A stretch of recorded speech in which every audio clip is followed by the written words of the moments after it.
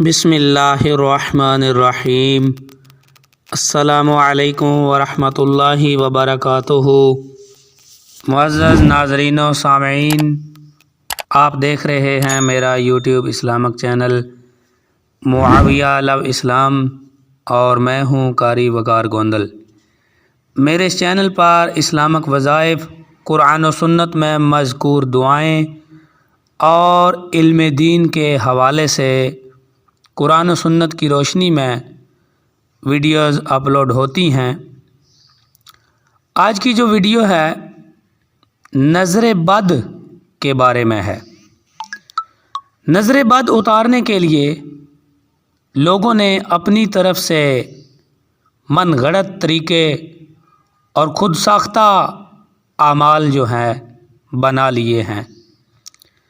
نظر بد لگنا برحق ہے، لیکن رسول اللہ صلی اللہ علیہ وآلہ وسلم نے اس کا روحانی علاج بھی بتایا ہوا ہے۔ تو بعض لوگ نظر بد اتارنے کے لیے مرچیں جلاتے ہیں یا انڈا پھینکتے ہیں، تو یہ لوگوں کے خود ساختہ اعمال ہیں جو لوگوں نے اپنی طرف سے بنائے ہوئے ہیں۔ قرآن و سنت میں ان کا کوئی ذکر نہیں ہے۔ تو اسی لیے ہمیں بھی اس طرح کے کام کرنے کی بجائے، اس طرح کے اعمال کرنے کی بجائے حضور نبی رحمت سرور کائنات صلی اللہ تعالی علیہ وآلہ وسلم کی سنت پر عمل پیرا ہونا چاہیے، اور اسی بات میں ہماری فلاح اور کامیابی ہے۔ حدیث پاک سماعت فرمائیں نظر بد کے بارے میں۔ حضرت ام سلمہ رضی اللہ تعالی عنہا سے روایت ہے کہ حضور نبی اکرم صلی اللہ تعالی علیہ وآلہ وسلم نے میرے گھر کے اندر ایک لڑکی دیکھی جس کے چہرے پر نشان تھے۔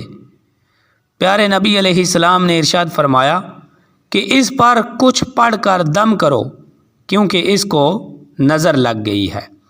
تو اس حدیث پاک سے دونوں باتیں ثابت ہو رہی ہیں کہ نظر بد لگ بھی جاتی ہے، اور بھی کافی احادیث پاک ہیں نظر بد کے لگ جانے کے موضوع پر۔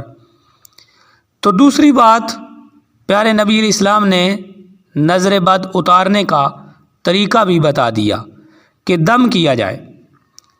اور ایک بات یاد رکھیں کہ دم کے کلمات میں وسعت ہے، آپ جو بھی پڑھ کر دم کرنا چاہیں تو کر سکتے ہیں، جیسے آیت الکرسی، تینوں کل، سورۃ البقرہ کی آخری 2 آیات، درود پاک، اور اس کے علاوہ بھی مسنون دعائیں جو قرآن و سنت میں مذکور ہیں پڑھ کر آپ دم کر سکتے ہیں۔